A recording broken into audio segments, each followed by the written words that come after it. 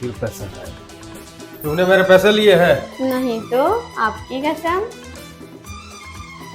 ऐसे क्या देख रहे, अब कसम पे भी भरोसा नहीं है। चल। बस बस बस। लास्ट पे। चला अब बता।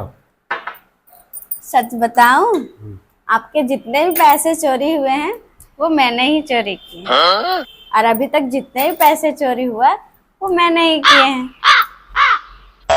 यहाँ तक कि मम्मी का भी पैसे चोरी मैंने ही किया है, लेकिन नाम आपका लगा देती हूँ।